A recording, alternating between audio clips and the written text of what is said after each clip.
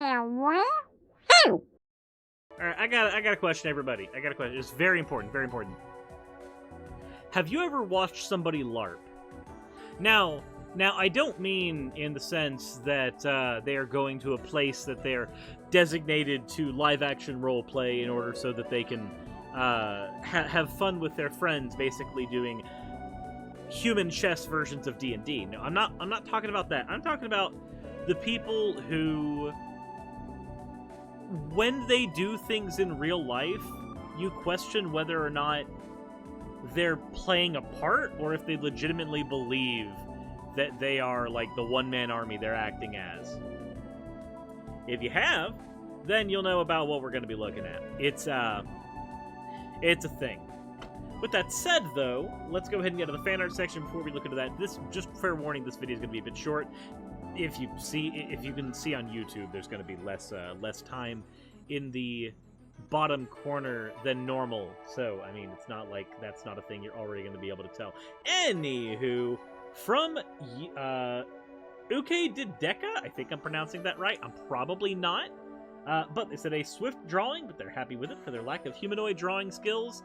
I'm gonna be honest, it's like almost a squirrely version of my character, and I actually do really like it. I really do. The next one we have is from Zoc MLH. I don't know if that's a Zocmlin or how I'm supposed to pronounce that. I am sorry. But they said this is well, it's a bust, but there's a W in there that if I were to insert it in its correct place, would be considered a war crime. So let's not do that. Anyways, as always, thank you all for your fan art submissions. They are greatly appreciated. If you want any of your fan art to be shown in a future video, the best way to do so is drop it into the fan art section. With that said, this video is called "The Time to End Abortion Is Now." So let's take a look at it. To everything there is a season. Okay. A time for every purpose under heaven. Oh, this is Ecclesiastes. Okay. Yeah. Cool. It's the Bible. It's the Bible. To everything there is a season. A time for every purpose under heaven. Could be read a bit better. A time to be born. Okay. And a time to die. And if your mom wants to abort you, the time to die is now. Yeetus the fetus, get out of there, motherfucker. Time to be scooped. A time to plant. And a time to pluck what is planted.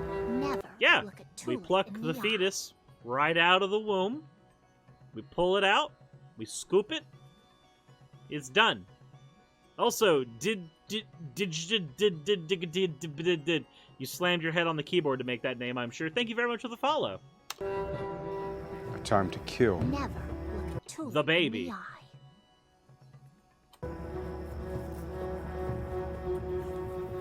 And a time to heal. You know that Never look a tulip in the Void eye. Helicopter, thank you much for the follow, and Emberfaith, thank you for the follow as well. I'm just gonna say here right now, just showing the first aid pack on the is it the soldier? Is that really a soldier? But your soldier right there, and saying it's time to heal. Okay, no, the first aid pack's not to heal you. The first aid pack's to keep you somewhat stable while we get you to someone who can help you heal. A time to break down. And a time to build up. A time to weep. And a time to laugh. Okay. A time to mourn.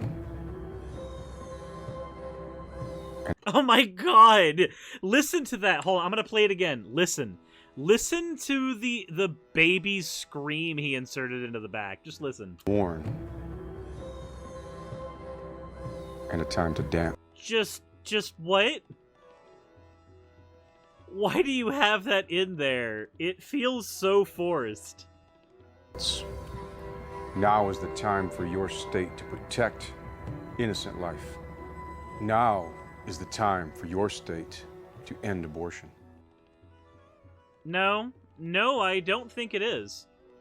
Actually, I think now is the time for states that do not yet have legalized abortion to continue to have legalized abortion, like to have it now.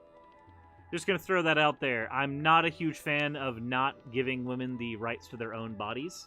That's just me. But yeah, that was a very, very quick little bit of it's not terribly badly put together. It could use a bit of a better voiceover. The real criticism I have, though, is not in the presentation. It's in the message itself. This idea, especially because it's using Ephesians, right? So this is targeted to Christians. This is a thing that is meant specifically so that if you are a Christian, you're going to see this and it's going to trigger that little part in your brain that goes, oh my god, it's from the Bible. It's good. So I just want to throw out there that when I see something like this, the part of me that used to be Christian recognizes that this is propaganda. Now, it seems to be propaganda made by a single person. I don't think this was made by, like, a team, especially because the shots all involved the same people over and over again. But the message is basically, abortion bad. If you're a good Christian person, you should be against abortion. I have a few problems with this. Problem number one, I think that having the right to choose whether or not you should or can get an abortion is something that should largely be kept with the person who has the ability to have the child. Anybody with a womb, so trans men who are still fertile, AFAB women who are still fertile, like just anybody, like NBs who are fertile. If you have the ability to be pregnant, you should have the ability to reject a pregnancy. Period. Now, past that, let's talk about the Christian aspect, because this is I can sit here and say abortion bad or abortion good. I can sit here and say bodily autonomy good. I can do that all day long, and I know that you have heard it before. I've heard it before. It's probably not going to convince you. Let's talk to the Christians in the audience, because I can make 1,000 atheist baby-eating jokes all day long, but let's talk about the age of accountability. Let's actually make the appeal to the Christian. If this is aimed at Christians, then those are the people who we need to be talking to here. So if you're a Christian, do you believe, in my audience, that a baby who is, let's just go ahead and use the terminology you would be comfortable with, a baby that is murdered goes to heaven? Hold on to that for a second, because there's this idea called the age of accountability, which says that if you happen to have, if you are not of an age where you can be held accountable for your actions, where you can be held accountable for your mind because you just don't have enough context, you haven't gotten old enough, then you aren't really punished under the law of God in the same way that somebody who has been on Earth long enough to have those experiences. And it's called the age of accountability. And now, what is the age of accountability for? Well, the age of accountability is there to protect Christians from the idea that their God is a moral monster. Because in the event that a child, age 1, 2, 3, well before they have the ability to have cognizant decisions, if a child were to go to hell because they were not saved, which would largely be an act of volition, a thing they cannot quite do yet, then God would definitely be a moral monster in this particular scenario, ignoring all the other ways in which he is. Because that God would be torturing someone eternally for something they had not committed. Now, you have the issue of original sin, where is that baby tainted from conception, or is that baby tainted but not accountable until such an age where they become accountable? It really, really depends on what your theology is. My theology when I grew up was that there was an age of accountability in which you were responsible for your actions. So we're gonna run with that one. I'm talking to those evangelicals who grew up like me, who grew up with that good old Southern Baptist, semi-non-denominational, fire and brimstone teaching about the apocalypse. So let's assume that your God's not a moral monster, that the baby would go to heaven if they happen to be aborted. Now, obviously, if you're a Catholic, this might not be part of your doctrine. You're not who I'm talking to here, though. We have other issues where that's concerned. So in the event that you accept this premise, that your God is not a moral monster and thus would send the child to heaven if they were aborted, then which is better?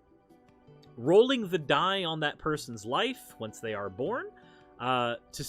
We roll the die to see if they will save their own soul going forward, or do you perform the abortion to make sure that they are guaranteed to go to heaven? What if it were your potential child? Would you rather your potential child be guaranteed a spot in heaven, or have a potentiality for eternal torture? Now, in this thought experiment, I want you to consider the non-theistic issue here. I want you to take this situation away from theism for a second, because that's where you're going to have your preconceived bias about, well, what about God's notions about free will, all that other fun stuff. Let's throw you into a separate scenario. Would you want your child going to a school with a potential for them to be killed because it is so likely there are enough school shootings there are enough scenarios in which they will be violently assaulted, that the likelihood of them surviving it is 50-50. 50% of students survive this hypothetical school. Or you have the chance to send your child to a school where it is guaranteed that they will be able to live out their academic career without being killed. No school shootings, no history of it, no nothing. As the responsible parent, which option do you choose? The one guaranteed to lead to safety for their career, or the one where there's a 50-50 shot, no pun intended, in your child being brained? You're likely going to choose the scenario that guarantees their safety. Now, is there a safer place than heaven? If you are a Christian, there is not. So, which is more ethical?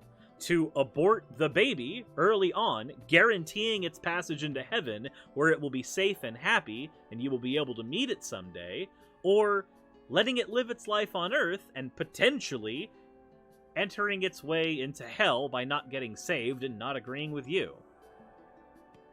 You see, this funny thing happens, where in every scenario that is non-theistic, the parent will make the choice to make sure that the baby is safe. But as soon as you put it in the realm of theism, as soon as you put it in the realm of their religion, the special pleading begins. The special pleading starts. You get arguments about free will, you get all of this stuff that they've probably heard from a pastor at some point somewhere, and they are desperately trying to use it to avoid the inescapable reality that this is the same argument. But you are making a special case in scenario A, but in scenario B, C, D, and onwards, with the exact same parameters of safety versus 50-50 chance of dying, you will always choose the safety, until it is about their eternal soul in heaven. Based on these parameters, my argument is that if you are a Christian, you should be pro-choice. Because at the end of the day, it is better for them, for those babies, to be in heaven than it is for them to have the potential to be in hell. But it gets weirder. Because now that we've gotten to this point where we accept that mathematically, if you accept the age of accountability, it's guaranteed here. And if you don't accept the age of accountability, then you have to accept that your God is a moral monster who would torture your child in the case that you had a miscarriage. Just think about that.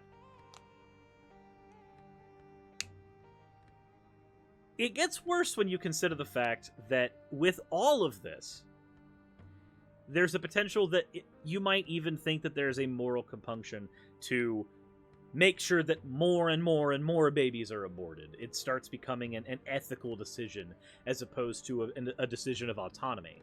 And an ethical decision completely in the opposite direction of what you originally intended. We're not going to go down that rabbit hole. That's a scary and violent rabbit hole to go down. I just want to leave the thought experiment there. And the fun special pleading case outside. If you're going to do your LARP about, it's time to end abortion, then you need to accept the nasty truths that come with that.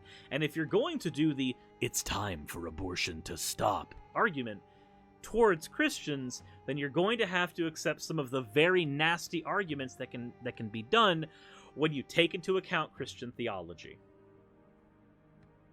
But that's just coming from one person who grew up within a Christian theology, taking the knowledge that I gained through my time in that particular sect and giving it to you now as an atheist looking from the outside in. Anyway, if you enjoyed this video, let me know in the comments section below. Hit the like button if you haven't already over on YouTube. And as always, everyone, insert end of video tagline here. Hey, thank you so much for watching this video. It really means a lot to me. If you want access to behind-the-scenes content for the channel, please consider checking out my Patreon. I do weekly vlogs over there, where I give real-life updates to what's going on behind the scenes on the channel, stuff that you don't really get over here, and even on Twitch. Patreon also helps the channel's stability a whole lot. Without Patreon, I wouldn't be able to do this at all. Especially with the kind of content that I do, neither YouTube nor Twitch are the most stable sources of income. If you are a $20 and up patron, then you will be featured on the ending slides as shown in the beginning of the end credits. If you want to catch the streams where all this content comes from, then consider heading over to Twitch and following. And if you want to continue watching over here on YouTube, maybe consider clicking one of the end screen videos. And once again, I want to thank you so much for spending your time with me over on my channel. I wouldn't be able to do literally anything that I'm doing over here on YouTube without each and every one of you. So, thank you.